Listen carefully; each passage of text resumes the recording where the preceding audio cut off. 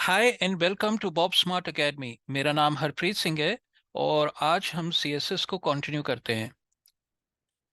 पिछले सेशन हमने फॉन्ट्स तक को हमने पढ़ लिया था। आज हम आइकन्स पे देखते हैं आइकन्स क्या हैं। तो icons can easily be added to your HTML page. तो वो कह रहा है कि बहुत इजीली आप कोई भी आइकन वगैरह ऐड कर सकते हो अपने एचटीएमएल पेज पे। तो ये एलिमेंट्स कई एलिमेंट्स हैं जिसके अंदर आप आइकन ऐड कर सकते हो, जैसे कि आई है या स्पैन है। तो ऐसे करके फॉन्ट्स आप डिक्लेयर कर सकते हो आइकन्स के। तो स्क्रिप्ट अगर to use the Font Awesome icon, go to the Font Awesome dot com. तो एक कोई एक फॉन्ट है आइकन्स का, तो वो ऑसम को अगर आपने फॉन्ट ऑसम को यूज करना है तो आप इस स्क्रिप्ट को टैग को आप ऐड करेंगे तो ये आपका फॉन्ट ऑसम आ जाएगा। तो आपने इधर स्क्रिप्ट टैग में, ऐसे हेड टैग में आपने स्क्रिप्ट टैग देना है और एनोनिमस क्रॉस ओरिजिन करना है। तो ऐसे करके आपने ये स्टेटमेंट देनी है इसके अंदर और आपके पास ये फॉन्ट्स आ जाएंगे। और फॉन्ट्स जो आइकन्स हैं, जैसे ये क्लास डिक्लेयर करोगे एफ ए एस और एफ ए हाइफन क्लाउड और हार्ट और ये सब। तो अगर आप इसको रन करोगे तो आपके पास ये सारे आइकन्स आ जाएंगे। ये ऐसे आइकन्स इस ऑसम फॉन्ट से आते हैं। तो ये देखो, ये क्लास यूज कर किया हुआ है F A S F A cloud. तो ये क्लाउड आइकन आ गया। तो ऐसे करके हम डिफरेंट डिफरेंट आइकन्स हम अपने वेब पेज में डाल सकते हैं। जैसे ये बूटस्ट्रैप आइकन्स हैं, तो उसको करने के लिए तो आपको लिंक टैग यूज करना पड़ेगा बूटस्ट्रैप लेकर आने के लिए। फिर आप इधर क्लास के अंदर आई टैग के अंदर आप इस क्लास को यूज करके आप अपना ये जो है आइकन्स यूज कर सकते हो। तो डिफरेंट डिफरेंट जैसे गूगल आइकन्स हैं, गूगल आइकन्स को भी आप अपने पेज पे डाल सकते हो। तो ये आइकन्स के चीजें हैं जो आप आइकन्स को लेकर आ सकते हो। अब आते हैं लिंक। लिंक टैग जो है, कई तरह के हम स्टाइलिंग लिंक्स डाल सकते हैं। जैसे कि सपोज कलर उसका डिफाइन कर सकते हैं, फॉन्ट फैमिली डिफाइन कर सकते हैं या बैकग्राउंड कलर डिफाइन कर सकते हैं। तो स्टाइलिंग हम कर सकते हैं। देखो अब लिंक्स, जैसे ये हाइपर लिंक है, एंकर टैग है। तो ये सिंपल एंकर टैग है, आप इसको ऐसे करके स्टाइल दे सकते हो या बटन बटन स्टाइल दे सकते हो। तो आप स्टाइल से आप सीएसएस से कलर्स डिफाइन कर सकते हो। हॉट पिंक हो गया या कोई हैश कलर में हो गया, तो आप इसको ब्यूटिफाई कर सकते हो। तो for link states are anchor link है, विजिटेड है, हुवर है और एक्टिव है। कि अगर सबसे पहले नॉर्मल अनविजिटेड लिंक हो गया, तो ये आप अगर आपको इसको आपको कलर वगैरह देना है या फॉन्ट साइज देना है तो आप इसको दे सकते हो। चार चार स्टेट्स होती हैं एक एंकर की। सपोज सबसे पहले जब आप अपने एचटीएमएल को लोड करते हो, तो एंकर अगर आपका विजिटेड नहीं है, मतलब आपने कुछ लिखा क्लिक हेयर, तो क्लिक हेयर अभी तक उन्होंने यूजर ने कोई क्लिक नहीं किया उसके ऊपर, तो वो नॉर्मल है, अनविजिटेड लिंक है। जब उसने यूजर ने क्लिक कर दिया तो वो विजिटेड हो गया। तो एक बार ही उसने क्लिक किया तो वो विजिटेड हो गया, तो उसको आप विजिटेड को एक और कलर डिफाइन कर सकते हो। हुवर, हुवर हो गया कि अगर आपने माउस ओवर किया उसके ऊपर, उस लिंक के ऊपर, तो उसका क्या बिहेवियर हो। सपोज उसका कलर चेंज हो जाए या हैंड का आइकन आ जाए, ऐसे करके आप डिफाइन कर सकते हो। और एक्टिव को भी आप कर सकते हो कि हो सकता है जो अभी आपका जो लिंक है वो एक्टिव है या नहीं है, तो आप इसको डिफाइन कर सकते हो। जब आपका एंकर टैग एक्टिव है तो आपने कैसे उसको दिखाना है, तो वो आप डिक्लेयर कर सकते हो। तो ऐसे करके आप इधर देखो, एंकर ए कॉलन लिंक आपने कर दिया तो कलर उसका रेड दे दिया, विजिटेड कर दिया तो ग्रीन कर दिया, हुवर कर दिया तो हॉट हॉट पिंक हो गया। तो ऐसे करके आपने कलर्स डिफाइन किया इन्होंने। तो देखिए अभी मैं, देखो मैं पहले सबसे पहले ग्रीन आएगा, ग्रीन विजिटेड हो गया। तो पिंक जो है, पिंक उसने किया तो उसके ऊपर मैंने जब होवर किया तो वो पिंक हो गया। तो ऐसे करके हम डिफाइन कर सकते हैं। Hot pink blue define active है तो हॉट पिंक ब्लू कर सकते हैं।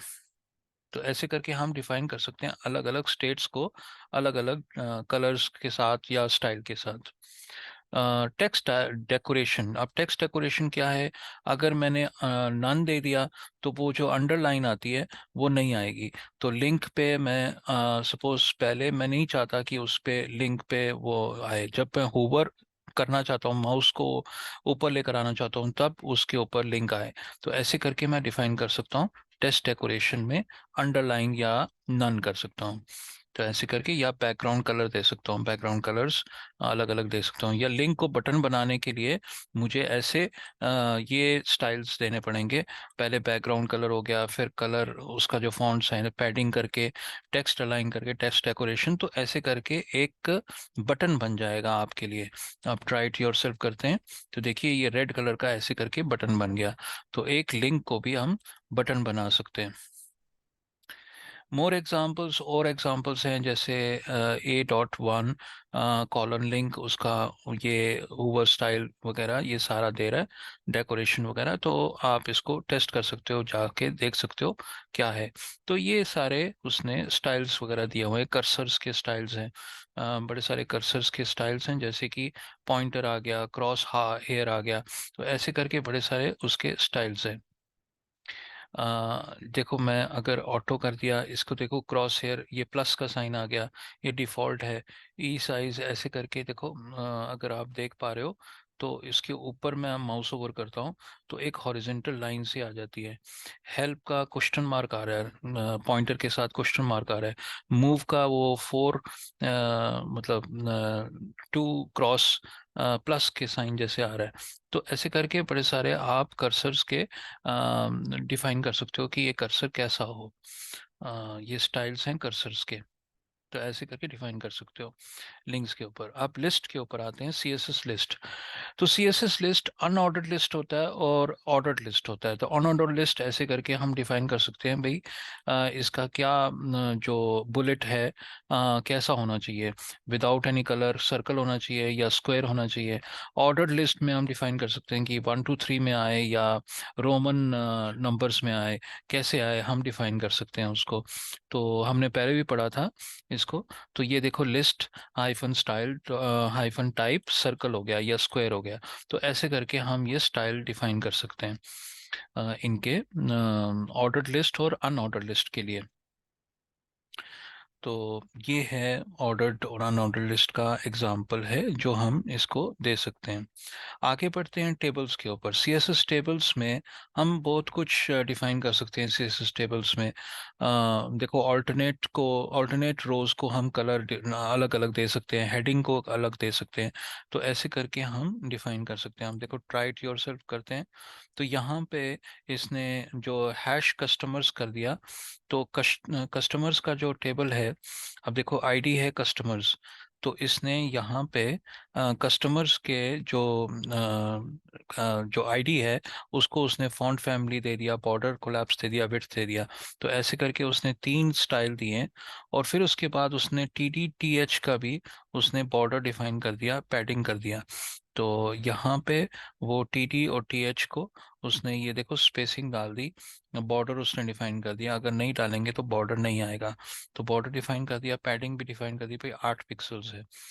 फिर उसके बाद उसने ये ऑल्टरनेट रोज को अलग कलर देने के लिए ये कस्टमर्स का जो आईडी है, फिर टी आर मतलब ये पहला जो रो है उसको कॉलन करके nth चाइल्ड इवन। अब देखो ये एक ऑड है एक इवन है, तो इवन को उसने बैकग्राउंड कलर ये वाला दे दिया। और हुबर के ऊपर भी उसने, जब मैं माउस को ऊपर लेकर आता हूँ देखो, अब कलर उसका डिफरेंट हो गया जब मैं कलर माउस को ओवर करता हूँ। तो उसका बैकग्राउंड कलर भी ये डिफाइन कर दिया हुवर के ऊपर। तो ऐसे करके उसने अलग अलग रोज को अलग अलग कलर्स दिए। और हुवर के ऊपर भी उसने अलग कलर्स दिए। तो हम डिफाइन कर सकते हैं टेबल्स के स्टाइल्स को। तो ये भी है फुल विड्थ टेबल। तो विड्थ को भी हम डिफाइन कर सकते हैं 100%। टेबल का जो विड्थ है पूरा 100% हो, और उसमें फिर कॉलम्स अपने आप ऑटो, अगर मैं ऑटो करना चाहता हूँ तो ऑटो हो जाएं, या मैं स्पेसिफिक एक कॉलम को अगर किसी परसेंटेज को देना चाहता हूँ वो भी दे सकता हूँ। तो ऐसे करके मैं इसको डिफाइन कर सकता हूँ। कोलैप्स का हमने पहले भी पढ़ा था, बॉर्डर कोलैप्स। तो अगर मैं बॉर्डर कोलैप्स नहीं यूज़ करता तो ये देखो डबल लाइंस आती हैं। तो डबल लाइंस ना करने के लिए, सिंगल लाइन करने के लिए मुझे बॉर्डर कोलैप्स कोलैप्स देना पड़ेगा वैल्यूज़ की, बॉर्डर कोलैप्स को। तो ये सिंगल लाइन में आ जाएगा, ऐसे करके सिंगल लाइन बॉर्डर आ जाएगा। अब अगर मैं चाहूँ तो बॉर्डर को जो है 1 पिक्सल देकर उसको सॉलिड कर सकता हूँ, और बाकियों को बाकी पूरे पूरे टेबल को बॉर्डर दे सकता हूँ, और अंदर जो कॉलम्स हैं उनको ना देकर। तो ऐसा कुछ अगर मेरे को चाहिए कि मेरा टेबल ऐसा कुछ दिखे, तो मैं ऐसे डिफाइन कर सकता हूँ उसे। तो बड़े सारे चीज़ें हैं, तो बॉर्डर्स के ऊपर है। फिर टेबल साइज़ है, टेबल साइज़ को भी डिफाइन कर सकता हूँ 100%। विड्थ और हाइट दे सकते हैं हम। टेबल का विड्थ 100%, हाइट 70 पिक्सल्स। तो कॉलम के जो रो की हाइट है वो हम डिफाइन कर सकते हैं। देखो हेडर को उसने हाइट उसकी 70 पिक्सल ली, और बाकी जो रोज हैं वो नॉर्मल डिफॉल्ट विड्थ हाइट है। तो ऐसे करके हम हाइट डिफाइन कर सकते हैं। विड्थ अगर मैंने 50% दे दिया तो ये पूरे पेज का 50% लेकर ऐसे करके इधर टेबल दिखा देता है। तो यहाँ पे वो 50% मैंने टेबल दे दिया। तो ये साइजेस के ऊपर आता है। अलाइनमेंट, अब table align, text align, left right और सेंटर है। 3 वैल्यूज हैं इसकी, लेफ्ट राइट और सेंटर। टेक्स्ट अलाइन तो हम अंदर जो डेटा है हम कैसे दिखाना चाहते हैं, चाहे वो सेंटर अलाइन हो, वो लेफ्ट हो या राइट हो, तो हम टेक्स्ट हाइफन अलाइन के तहत हम उसको डिफाइन कर सकते हैं। फिर उसके बाद आता है ये लेफ्ट तो बताया। वर्टिकल अलाइनमेंट, अब वर्टिकल अलाइनमेंट भी हम डिफाइन कर सकते हैं कि ऊपर ये जो सेल है, ये देखो पीटर जहाँ पे लिखा हुआ है, ये जो पूरा सेल है वो इस वर्टिकली, वो पीटर जो लिखा हुआ है वर्टिकली कहाँ पे हो। तो वर्टिकल हम डिफाइन कर सकते हैं, vertical align. Vertical align bottom कर दिया तो वो नीचे, मतलब इस सेल के ये बॉटम पे दिखेगा। अगर मैंने इसको टॉप कर दिया तो वहां पे ऊपर दिखेगा। तो ऐसे करके हम डिफाइन कर सकते हैं। मैं ट्राई टू योरसेल्फ करता हूँ। ट्राई टू योरसेल्फ किया तो बॉटम को मैंने टॉप दे दिया, टॉप दे दिया और रन किया तो देखो ऊपर चला गया, पीटर ऊपर लिखा हुआ आ गया। तो ऐसे करके हम डिफाइन कर सकते हैं वर्टिकल अलाइनमेंट को भी। टेबल स्टाइल्स, टेबल स्टाइल्स तो पहले भी हमने देखा था। पैडिंग्स, पैडिंग होते हैं इसमें। तो पैडिंग हम देखो अभी ये थोड़ा सा बॉर्डर से हट के फर्स्ट नेम लिखा हुआ है, तो यहाँ पे TH और TD का हमने पैडिंग पैडिंग दे दिया 15 पिक्सल्स। टेक्स्ट अलाइनमेंट दे दी लेफ्ट, तो लेफ्ट अलाइनमेंट हो गया, और थोड़ा सा इसमें स्पेस आ गया 15 पिक्सल्स। तो ऐसे करके हम डिफाइन कर सकते हैं। बॉर्डर बॉटम, अब यहाँ पे बॉर्डर, अगर हमने border top, border bottom, border left, border right they दिया, तो अलग अलग जो साइड्स हैं बॉर्डर की वो हम डिफाइन कर सकते हैं। यहाँ पे देखो अभी पूरा बॉर्डर नहीं दिया इसने, सिर्फ उसने नीचे बॉटम की लाइन को, हॉरिजेंटल लाइन को दिया। तो इधर ऐसे करके हम बॉर्डर हाइफन बॉटम करके उसको 1 पिक्सल या सॉलिड करके उसका कलर डिफाइन कर सकते हैं। तो ऐसे करके TH और TD को स्टाइल दे सकते हैं बॉर्डर बॉटम करके। हुवरेबल, हुवरेबल का मतलब है जहाँ पे माउस मेरे को आया उसके ऊपर मैंने डाला तो उसका कलर चेंज हो जाए। तो यहाँ पे TR:हुवर करके उसको बैकग्राउंड कलर हम डाल सकते हैं, कोई भी एक बैकग्राउंड कलर हो। तो ऐसे करके हम डिफाइन कर सकते हैं। या ऑल्टरनेट, अगर मेरे को ऑल्टरनेट कलर डिफाइन करने हो, तो जैसे ये से चाइल्ड करके nth हाइफन चाइल्ड इवन या ऑड, तो ऐसे करके मैं ऑड और इवन को यूज करके मैं इसको डाल सकता हूँ।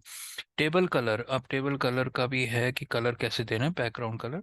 तो वही है कि TH को मैंने अगर अलग कलर देना हो, हेडिंग्स को अलग कलर देना हो, तो मैं इधर ऐसे करके TH को अलग हेडिंग दे सकता हूँ। अब टेबल रिस्पॉन्सिव, रिस्पॉन्सिव का मतलब है कि वो अगर आपका कोई भी रेजोल्यूशन पे या डेस्कटॉप पे या टैब पे दिखना चाहे तो वो ठीक ढंग से दिखे। तो responsive table will display a horizontal scroll bar if the screen is too small to display the full content।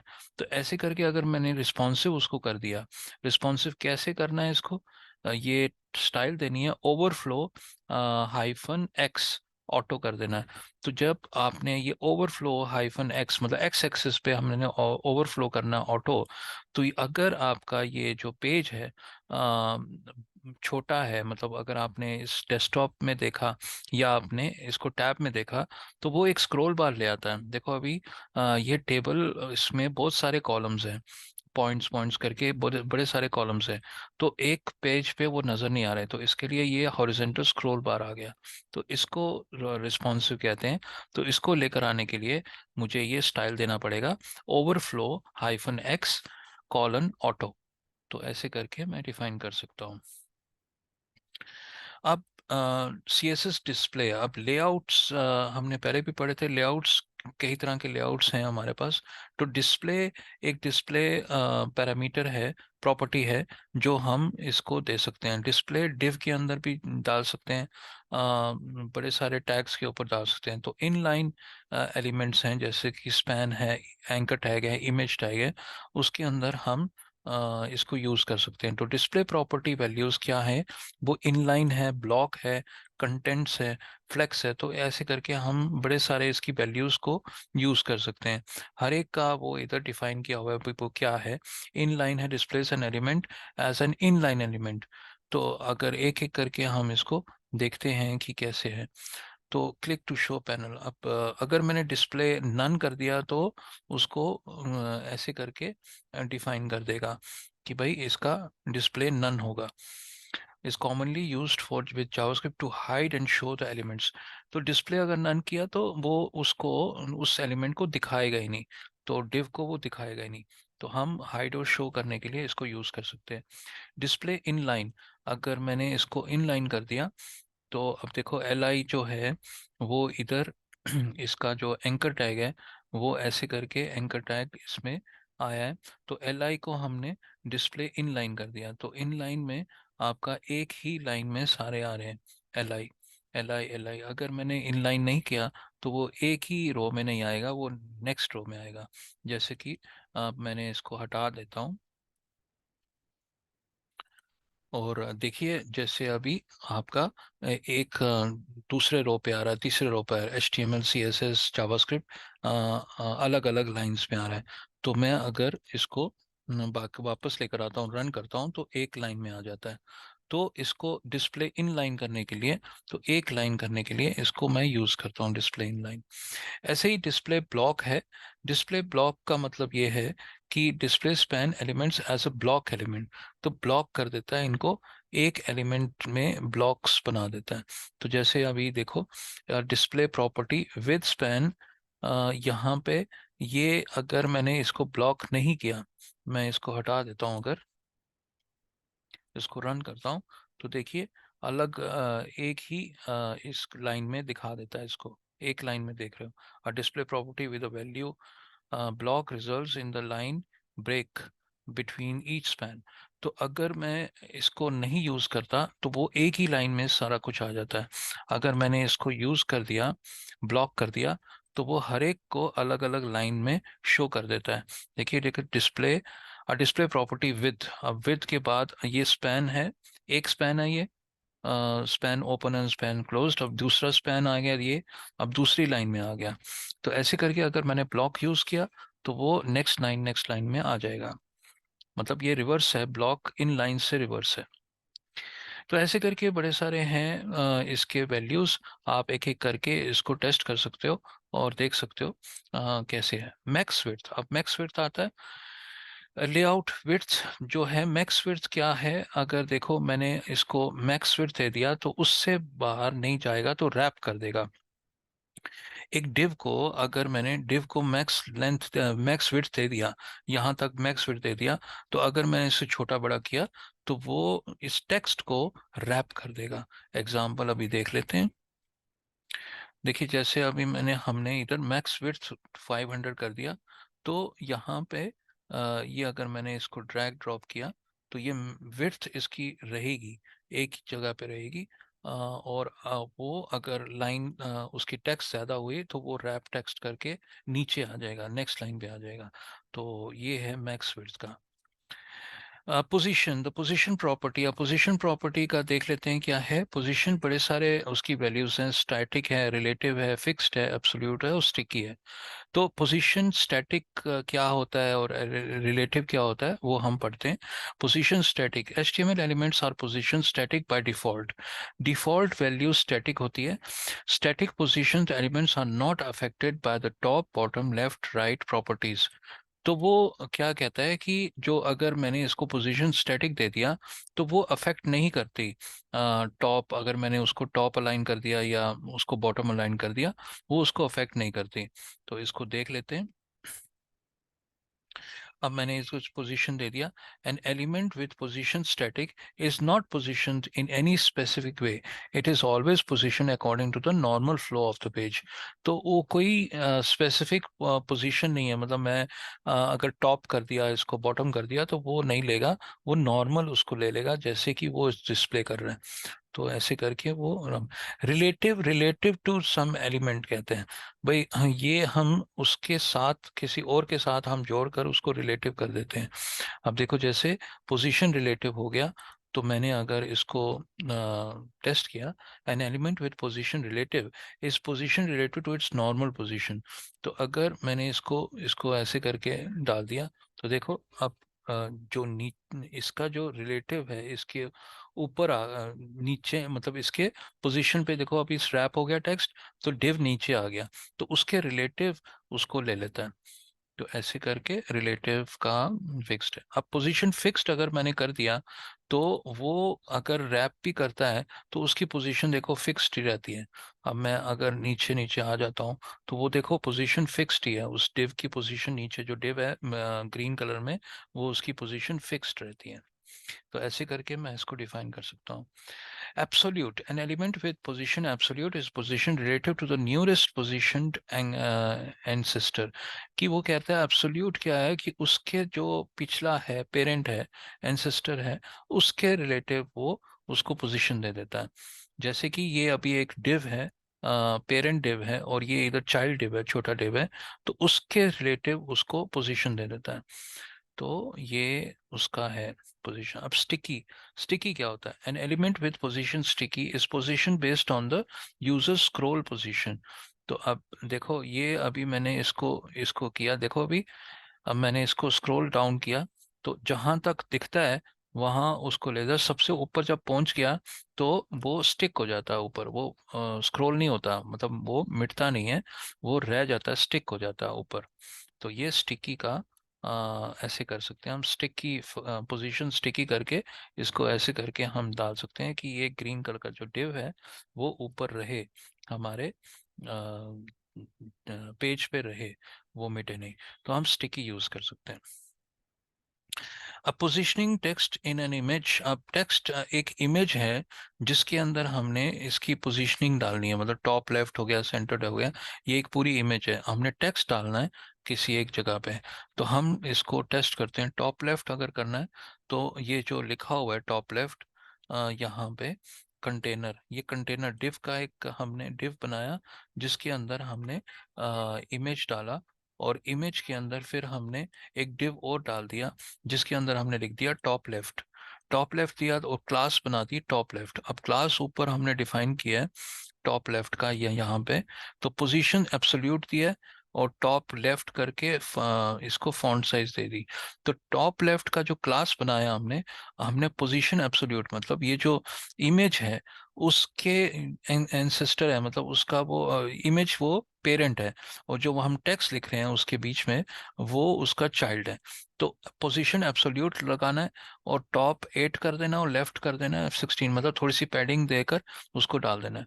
तो ऐसे करके हम एक डिव के अंदर देखो अभी बड़ा, ये ऊपर वाला डिव है जिसके अंदर इमेज है, फिर एक और डिव है, डिव के अंदर डिव है, तो ये जो डिव है इसके अंदर हमने ये टेक्स्ट लिखा हुआ है टॉप लेफ्ट। तो इसका जो क्लास है टॉप लेफ्ट, इधर डिफाइन किया है टॉप लेफ्ट के क्लास में पोजीशन एब्सोल्यूट दिया है। तो मतलब उसका क्या है कि वो जो जो पेरेंट डिव है, ये वाला पेरेंट डिव है, इसका वो एब्सोल्यूट ले, उसका वो ले और उसके टॉप को कंसिडर करे और वो उधर टॉप लेफ्ट दिखा दे। तो ऐसे करके हम डिफाइन कर सकते हैं।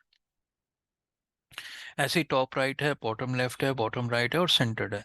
तो आप इसको टेस्ट कर सकते हो। आप सेंटर्ड को हम टेस्ट करते हैं। तो देखिए यहाँ पे ये टेक्स्ट आ गया सेंटर्ड। अब कैसे आया?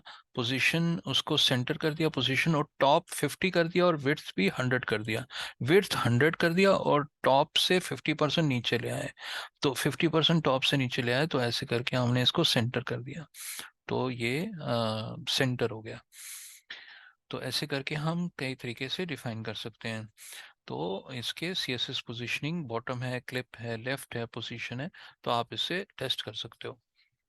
Z index. अब Z इंडेक्स क्या होता है? Z index property specifies the stack order of an element. तो अगर आपके तीन चार एलिमेंट्स हैं, एक के ऊपर एक एलिमेंट है, सपोज एक डिव बनाया, उसके ऊपर एक और कुछ और डाल दिया, कुछ और डाल दिया। तो आपको, अगर आपको दिखाना है, आपने डिव दिखाना है उसके ऊपर, तो Z इंडेक्स को आप उसका डिफाइन कर दीजिए, उसके ऊपर आ जाएगा। अब देखिए जैसे ये आ रहा है, दिस इज अ हेडिंग। अब दिस इज अ हेडिंग, पीछे एक इमेज भी है। Because the image has a Z index of -1, it will be placed behind the text. तो देखो, अगर इमेज को हमने पीछे शो करना है, तो इसको वैल्यू हम दे देंगे -1। तो देखो, अब इमेज की जो पोजीशन है एब्सोल्यूट है, और Z इंडेक्स हमने -1 दे दिया, तो वो उधर पीछे आ जाएगी। अगर मैं इसको 1 कर देता हूँ, रन करता हूँ, तो देखो ये इमेज ऊपर आ गई, हेडिंग पीछे चला गया और इमेज ऊपर आ गई। तो मैं अगर इसको Z इंडेक्स पीछे करना चाहता हूँ, तो नेगेटिव में दूंगा, तो पीछे आ जाएगा इमेज। तो Z इंडेक्स ये कहता है कि वो किसी भी टैग का या किसी भी HTML कंट्रोल को ऊपर नीचे लेकर आना है, तो आप Z इंडेक्स को यूज कर सकते हो। अब या एग्जांपल्स, बड़े सारे एग्जांपल्स वो दे रहा है, तो हम इसको यूज कर सकते हैं। ओवरफ्लो। अब लेआउट ओवरफ्लो क्या कहता है कि क्या होता है? The CSS overflow property controls what happens to content that is too big to fit into an area. तो ओवरफ्लो या तो वो स्क्रोलेबल होगा, देखो अभी इतना ज़्यादा टेक्स्ट है, तो हम उसको कह सकते हैं कि भाई स्क्रोलेबल कर दे, या तो इसको डिव को बड़ा ही कर दे। तो ओवरफ्लो का हम इधर डिफाइन कर सकते हैं, भाई ओवरफ्लो क्या होना चाहिए। ओवरफ्लो की वैल्यूज हैं, स्क्रोल है, एक वैल्यू स्क्रोल है तो वो स्क्रोल कर देगा। दूसरा, अगर रैप टेक्स्ट दे दिया, तो उसका अलग अलग वैल्यूज हैं, तो हम डिफाइन कर सकते हैं। जैसे कि देखो, अब स्क्रॉल है, ऑटो है, विजिबल है, हिडन है। तो हिडन भी डिफाइन कर सकते हैं। Scroll auto similar to scroll, but it add scroll bars only when necessary. तो ऑटो और स्क्रॉल का ये मतलब है कि अगर मैंने स्क्रॉल यूज कर दिया, तो वो अगर वो लाइंस, मतलब अगर वो टेक्स्ट बड़ा भी है, छोटा भी है, तब भी वो स्क्रॉल का जो मतलब स्क्रॉल बार दिखाएगा। बट अगर मैंने ऑटो यूज कर लिया, तो इसका ये मतलब है कि वो अगर वो साइज से बड़ा है, टेक्स्ट आपका बड़ा है, तभी वो स्क्रॉल बार्स दिखाएगा, नहीं तो वो नहीं दिखाएगा। तो ऐसे करके हम डिफाइन कर सकते हैं। तो देखो, अभी यहाँ पे विजिबल विजिबल अगर वैल्यू यूज की, तो देखो यहाँ पे ये बॉक्स है, इतना बॉक्स, तो उसके उसके बाहर भी निकल आएगा ये टेक्स्ट। तो विजिबल का ये मतलब है, विजिबल विजिबल अगर यूज किया तो ऐसे हो जाएगा। हिडन का ये मतलब है कि जितना दिखेगा उतना दिखेगा, बाकी का जो नहीं दिख रहा वो हिडन हो जाएगा। तो ऐसे करके हम डिफाइन कर सकते हैं हिडन को, हिडन की वैल्यू डाल सकते हैं। ओवरफ्लो में हिडन की वैल्यू डाल दी, तो जितना वो उस बॉक्स में दिख सकता है वो दिखेगा, बाकी नहीं दिखेगा। विजिबल का मतलब है जितना दिख दिख भी रहा है, जितना बॉक्स के अंदर, और उसके और भी अगर है तो वो बाहर, बॉक्स के बाहर दिखेगा। स्क्रॉल और ऑटो का मतलब है कि वो स्क्रॉल बार आ जाएगा। तो ऐसे करके बड़े सारे इसके वैल्यूज हैं जो आप यूज कर सकते हो। अब एक और आता है ओवरफ्लो एक्स और ओवरफ्लो वाई। तो आप डिफाइन कर सकते हो कि मुझे ये वर्टिकल स्क्रॉल बार चाहिए या हॉरिजॉन्टल चाहिए, या दोनों अगर चाहिए तो सिर्फ ओवरफ्लो लिखोगे।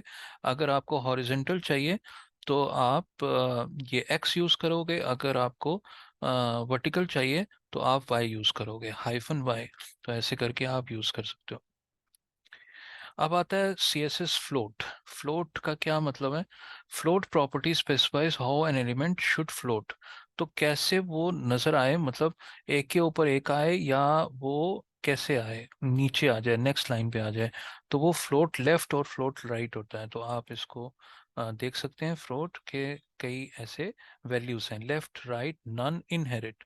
तो हम एक एक करके इसको देखते हैं।